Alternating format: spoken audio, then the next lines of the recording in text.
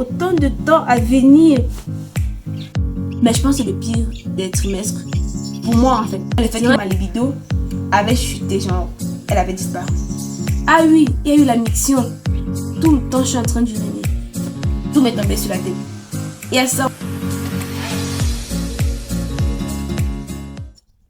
Hello tout le monde, j'espère que vous allez bien. Moi ça va, je vais bien.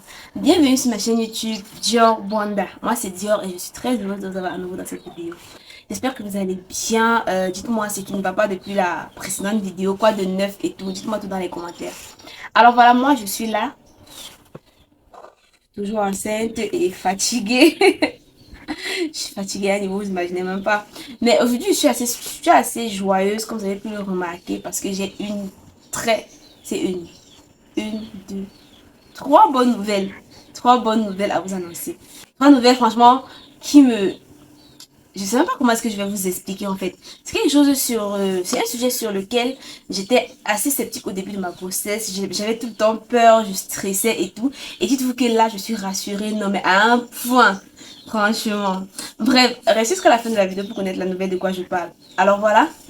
À part ça également, j'ai décidé aujourd'hui de faire un tout petit peu le point sur mes 9 mois de grossesse et tout. Vous savez, ça fait un moment que j'arrive plus trop à être constante avec la fatigue et tout ce qui va avec. Et aussi avec le fait que je suis fatiguée en vrai de vrai. Je suis fatiguée d'attendre bébé, je suis fatiguée de beaucoup de choses. Donc là, j'ai juste décidé de me poser, me reposer en attendant sa venue. Peut-être qu'après, on pourra reprendre pleinement avec les vidéos, n'est-ce pas la famille?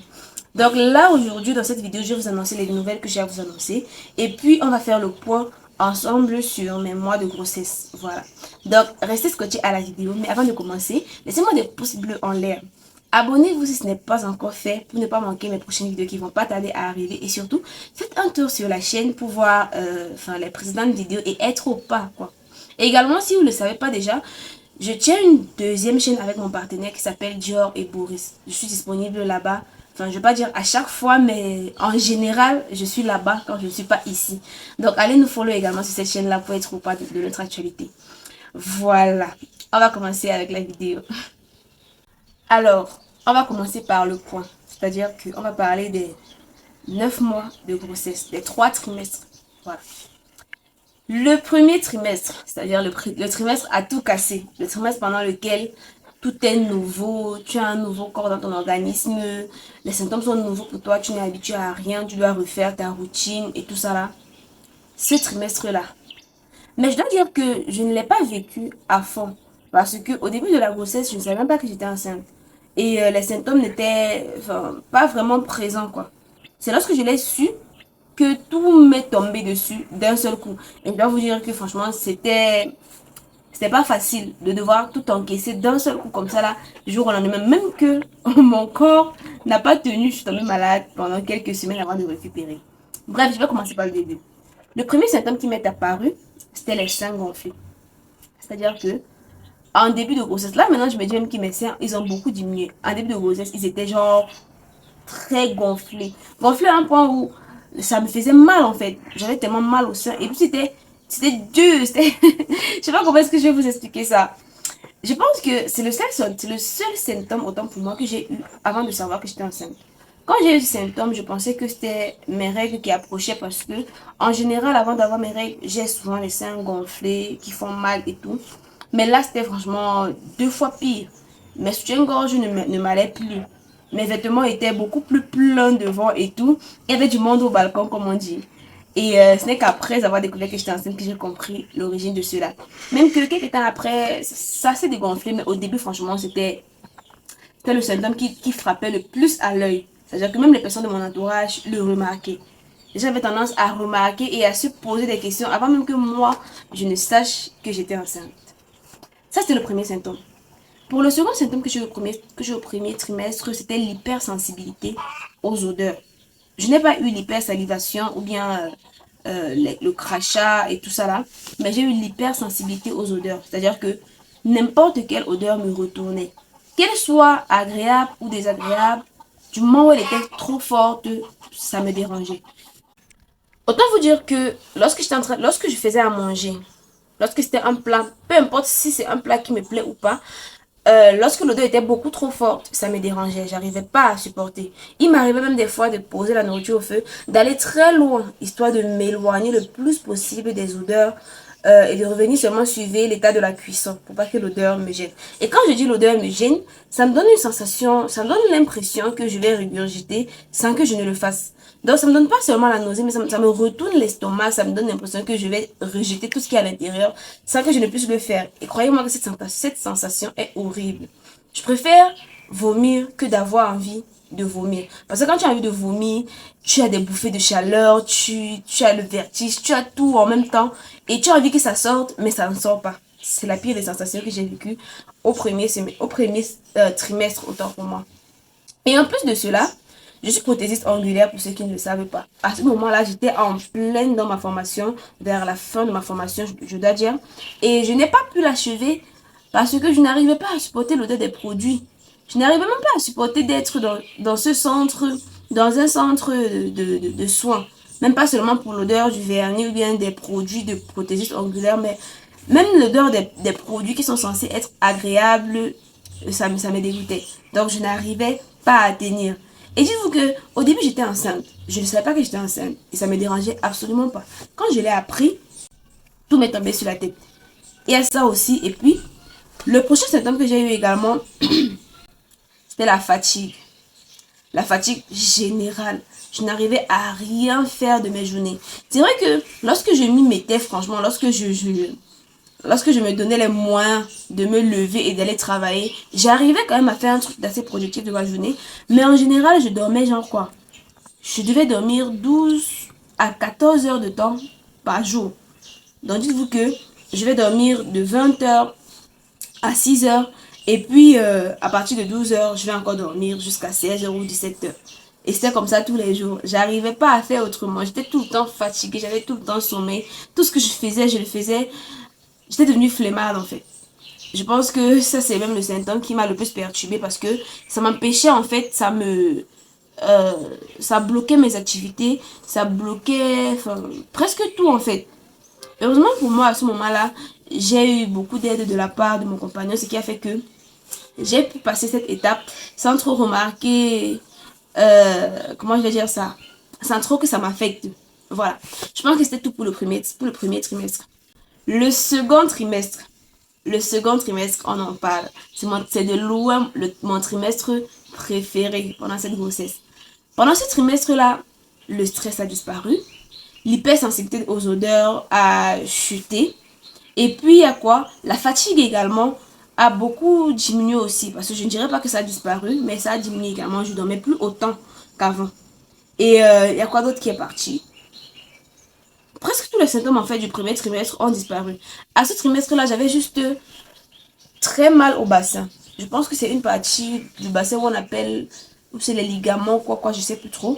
Mais il y a une partie du bassin où lorsque le bébé commence à grossir, ça vous fait atrocement mal et moi j'ai eu ça. Dites-vous qu'il y a des fois je m'asseyais, je n'arrivais pas à me lever, j'avais l'impression que mon bassin était coincé, ça faisait hyper mal. Donc j'avais tout le temps mal au bassin. Je pense que c'est même le symptôme qui m'a le plus dérangé pendant ce trimestre-là. Il y a eu ça, j'avais très mal au bassin et au bas du dos. Peu importe ce que je prenais, peu importe les médicaments que je prenais pour me redonner de l'énergie, parce que je me disais que c'est la fatigue qui faisait ça. Peu importe les médicaments que je prenais, ça changeait absolument rien. Donc je continuais quand même d'être fatiguée, d'être endolorie au niveau du bassin et du dos. Il y a ça, il y a quelques symptômes que j'ai également eu au second trimestre. Ah oui, il y a eu la miction. Tout le temps, je suis en train d'uriner. Enfin, tout le temps, j'étais en train d'uriner. C'est vrai que maintenant, ça n'a pas changé. Mais ça a beaucoup changé quand même, je trouve. Vu que c'était nouveau pour moi d'avoir ce petit corps qui appuyait contre mon bassin, j'étais tout le temps en train d'uriner. J'arrivais pas à tenir genre 30 minutes sans faire pipi. Même que j'ai dû mettre un seau près de mon lit pour ne pas avoir à aller à la douche tout le temps. Quelque chose que j'imaginais même pas que j'allais pouvoir faire dans ma vie. Je me retrouve à un tout petit peu j'urine, un peu j'urine. Tout le temps, j'étais en train d'uriner. C'était affreux. Mais quand j'ai fait quelques petites recherches sur le sujet, je me suis rendu compte que lorsque le bébé grandit et qu'il commence à prendre du volume et à monter un tout petit peu plus dans votre ventre, ça réduit un peu la pression sur la vessie et ça et l'envie de d'uriner à tout moment est réduite considérablement également. C'est également ce que j'ai vécu. L'envie a été réduite. Ah oui, il y a un autre symptôme que j'ai oublié de vous dire déjà pour le premier trimestre. Il y a le fait que ma libido avait chuté, genre, elle avait disparu. Dites-vous que ce qui a fait mon bébé me dégoûtait. Enfin, pas me dégoûtait, mais oui, me dégoûtait, on va dire ça comme ça. J'arrivais pas. Même lorsque je faisais l'effort de le faire, j'arrivais pas à prendre plaisir. J'ai l'impression que j'étais plus sensible du tout et que ma poitrine me faisait mal. J'étais tout le temps irritable et tout ça là. Au deuxième trimestre alors, c'était l'inverse. Tout avait changé, j'étais devenue hyper sensible, même aux simples petits mots. Des simples petits mots arrivaient à me... je sais pas comment je vais dire ça sans être censuré, mais je pense que vous avez compris. Et à ça également, et puis il y a le fait que ma libido était décuplée. Donc c'était genre multiplié par je ne sais trop combien. Et à ça, il y a quoi également? Ah, il y a mon appétit. Oui. Oui, au second trimestre, j'avais un appétit décuplé. Et j'avais une envie particulière de la salade d'avocat. Je on appelle ça la purée d'avocat. J'avais une envie particulière de ça. J'en mangeais tous les jours, à tous les repas. J'arrivais pas à m'en passer. Et chaque fois, j'en avais envie. Même que j'aimais quand c'est vraiment acide. C'est-à-dire que j'achetais toujours beaucoup de citron. Et ma sauce vinaigrette était littéralement faite à base de jus de citron. C'était tellement acide que j'étais la seule à pouvoir prendre plaisir à manger cela. C'est l'un des symptômes qui m'a le plus plu parce que j'ai toujours beaucoup aimé la salade d'avocat et ça m'a permis de beaucoup en manger. Et à un moment donné, je me suis dit que mais est-ce que ça va, est-ce que c'est bien pour le bébé que j'en mange autant? Et lorsque j'ai fait des petites recherches, je me suis rendu compte en fait, l'avocat est fait de graisse saine. Donc, c'est même conseillé d'en manger une portion chaque jour. Et là, ça m'a encore plus motivée à en consommer. J'en ai mangé, mais je vous dis pas à quel point. Et là, je pense que c'est à peu près tout pour le second trimestre, les symptômes qui m'ont le plus marqué. Et là, on va passer au troisième trimestre. Le troisième trimestre, j'ai pas envie de dire c'est le pire, mais je pense que c'est le pire des trimestres. Pour moi, en fait. C'est vrai que le premier trimestre était assez difficile avec la douleur au ligament lorsque le bébé commence à grossir. Tu as tout le temps mal au, ventre, mal au bas-ventre, en fait, comme si tu avais tes règles. Tu commences à prendre de la place. Mais moi, je n'ai pas eu trop mal. Donc, je sentais un petit tiraillement au niveau de mon bas-ventre, mais pas au point d'avoir mal, en fait. Par contre, au troisième trimestre, la fatigue. La fatigue, est-ce qu'on en parle? Tout le temps, tu as l'impression d'avoir fait un marathon. Dites-vous qu'au second trimestre, vraiment, je me sentais bien dans ma peau, que j'ai pris une routine matinale. Monsieur et moi, on se lève tous les matins, on fait de la marche et tout. Au troisième trimestre, c'est devenu compliqué. C'est devenu très compliqué. Parce que, en fait, je suis tout le temps fatiguée. Tout le temps, il faut que je me force pour descendre du lit. Je me force pour faire manger. Il faut même que je me force pour manger, en fait. J'ai tout le temps l'impression d'avoir fait un marathon et ça ne s'arrête pas. Donc, c'est une fatigue continue. C'est vrai qu'il y a des fois où tu as un peu d'énergie, tu as une montée d'énergie et qu'il faut que tu en profites pour faire pas mal de choses.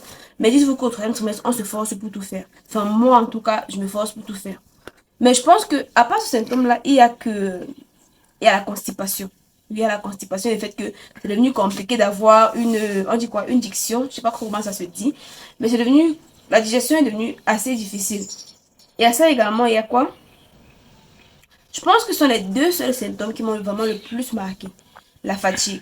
Même que tellement j'étais fatiguée à un moment donné que j'ai commencé à avoir le masque de grossesse alors qu'en vrai de vrai, je ne l'avais pas. Au début, j'avais la peau qui luisait et tout. Tout le monde n'arrêtait pas de me complimenter sur le fait que je brille pendant ma grossesse et tout. Mais maintenant, si, quand on me voit, c'est que non, genre, tu es fatigué. Franchement, tu es fatigué. Que bébé vienne et que tu te reposes. Parce que là, vraiment. Et en plus de cela, il y a également le fait que l'attente est interminable au troisième trimestre. On a l'impression que ce trimestre dure 3 trimestres à lui seul. Donc en fait, j'ai l'impression que ça fait 6 mois que je suis dans mon troisième trimestre et que ça ne va pas finir. L'attente est tellement longue et on attend. Je sais même plus ce que je vais vous dire pour vous exprimer à quel point l'attente est longue, mais je pense que vous l'aurez compris. Alors de façon générale, ma grossesse, comment est-ce que je l'ai perçue? Comment est-ce que je la perçois? Parce que je le suis toujours. Alors, je pense que je la vis plutôt bien quand même. Parce que c'est vrai que j'ai pas mal de symptômes, mais comparé à ce que ça aurait pu être, franchement, je pense que j'ai eu beaucoup de chance. Parce que j'aurais pu avoir des vomissements pendant toute ma grossesse, j'aurais pu avoir beaucoup d'autres choses.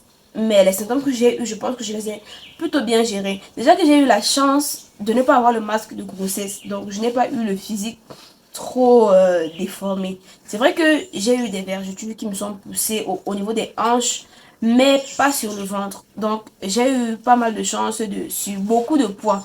Et lorsque je regarde ces points positifs, en fait, j'arrive quand même à faire une croix sur les points négatifs. Parce que le premier trimestre, déjà, je savais que j'ai eu beaucoup de symptômes, mais je les ai ressentis pendant à peine un mois. Vu que dans le tout début, je ne savais pas que j'étais enceinte. Donc, c'est vraiment à la fin que les symptômes, franchement, j'ai commencé à les ressentir. Et le second trimestre, les symptômes, ils étaient là. Enfin, j'avais pas trop de symptômes, mais j'avais beaucoup mal au rein. J'avais beaucoup mal au rein et au bassin. C'était affreux, c'était insupportable, mais j'arrivais quand même à gérer avec. Là, maintenant, j'ai la fatigue et je pense que tout le monde a la fatigue. Tout le monde est fatigué en fin de grossesse, c'est-à-dire au troisième trimestre. Donc, je ne peux pas vraiment dire que c'était un symptôme particulier pour moi. Donc, tout ça pour vous dire que de façon générale, je pense que je vis plutôt bien ma grossesse. Maintenant, on va espérer juste que la fin se passe bien et que bébé arrive dans de très bonnes conditions. Qu'il arrive aussi très bientôt. J'espère qu'il comprend quand je dis qu'il faut qu'il arrive très bientôt. Bref, voilà, c'était tout pour le point. C'était tout pour le point pendant la grossesse. Et maintenant, on va passer aux nouvelles que j'ai à vous annoncer. Alors, je l'ai dit au début de la vidéo, la bonne nouvelle qui me met aussi en joie déjà pour commencer, c'est que maman pourrait être là. Maman pourra, enfin, elle sera là d'après ce qu'elle m'a dit. Elle sera là lors, lors de mon accouchement si possible et après. Donc, elle va m'assister pendant aussi longtemps que possible. Et vous n'imaginez pas à quel point cette nouvelle me met, enfin, ça me rend heureuse en fait.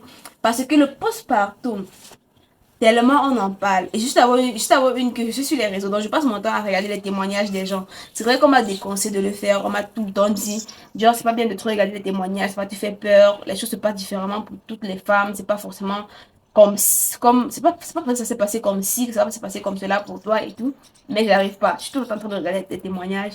Et apparemment, le postpartum serait l'une des étapes, franchement, les plus compliquées de, comment je vais dire ça, de l'accouchement.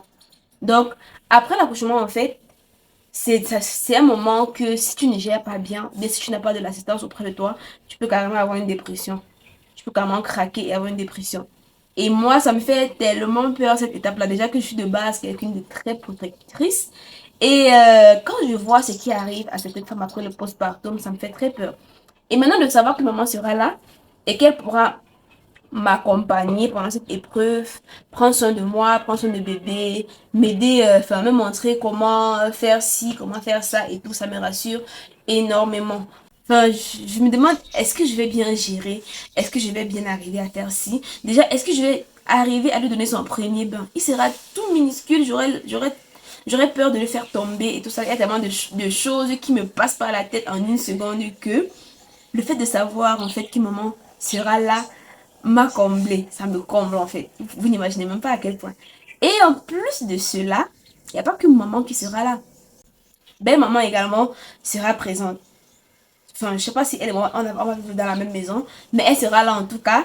Et c'est pareil. Franchement, c'est pareil. Parce que dites-vous que maman soit là ou que belle maman soit là, pour moi, ça revient franchement à la même chose parce que elles deux, pour moi, on est aussi proche, je suis aussi proche d'une que de l'autre. Je pense que c'est comme cela que ça se dit. Je suis aussi proche d'une que de l'autre. Oui, c'est comme ça que ça se dit. Et en plus de cela encore, oh mais non, comment vous dire à quel point je suis comblée pendant cette fin de grossesse? Comment vous dire à quel point bébé est attendu? En plus de cela encore, mes belles-sœurs sont en vacances. Et elles vont venir passer les vacances à la maison. Donc, elles seront toutes là. Dites-vous que elles ont même encore plus hâte que moi. Il y a un moment, quand je leur ai dit que bébé peut arriver à tout moment, tout le monde s'est apprêté à la venue du bébé. Et à chaque fois, tous les jours, en fait, on n'arrête pas de me demander c'est pour quand alors, c'est pour quand alors. Et quand je vais à l'hôpital pour un check-up, vu que en fin de grossesse, les check-up vont d'un intervalle de 2 semaines, un intervalle de 1 semaine et ensuite un intervalle de 4 jours. Comment vous dire que je suis tout le temps à l'hôpital maintenant? Et quand je vais donc à l'hôpital pour les check-up, elles se disent que je suis en train d'aller accoucher. Donc quand elles me voient sortir de la maison avec le carnet, dans leur tête c'est que je pars accoucher. Je ne sais pas si elles se rendent compte qu'en fait lorsqu'on va accoucher, c'est pas comme ça que ça se passe en fait. Mais bon bref, ça met tellement la joie au cœur de savoir qu'il est autant attendu, qu'il est autant aimé, même avant sa venue au monde. J'ai tellement hâte que maman puisse venir chez moi, qu'elle puisse... je pense que ce sera la première fois que maman vient chez moi. Donc j'ai tellement hâte en fait de vivre ce moment avec elle et de le partager avec vous. Pendant son séjour, j'ai tellement de choses que j'ai envie de faire avec elle, que Dieu me donne la force et je pourrais peut-être produire du contenu autant pour moi, pour vous. Parce que dites-vous qu'il y a beaucoup de choses que j'ai appris grâce à vous et grâce aux jeunes mamans qui partagent leur expérience sur les réseaux. Et j'essaierai de ma part également, de mon côté autant pour moi, de partager également mon expérience avec vous à travers des petits conseils de la part de maman, du contenu que je vais essayer de créer avec elle et tout. Si j'en ai la force, bien sûr, je le précise. J'ai pas encore accouché et je n'ai aucune idée de comment ça se passe après l'accouchement. Anyway, voilà, c'était les nouvelles que j'avais à vous dire et également le fait que mon TikTok, comme vous avez vu dans la précédente vidéo, me dit que bébé sera bientôt là. Et vous savez pas à quel point ça me fait... Comment je vais dire ça? Des fois, ça m'énerve même quand j'arrive à l'hôpital. Le médecin me dit, il peut naître à tout moment. Si vous ressentez tel symptôme, venez. Si vous ressentez tel symptôme, venez. Et il me dit quand même, rendez-vous dans 2 jours encore. Quand je vais encore dans 2 jours, il me dit encore la même chose. Si vous ressentez tel symptôme, venez. Si vous vous ressentez comme ça, venez. Il me dit encore dans 2 jours encore. Moi, ça commence en fait à me gonfler. Mais j'ai pas trop le choix. Je suis obligée d'attendre en espérant que le bébé aille bien et qu'il arrive très bientôt.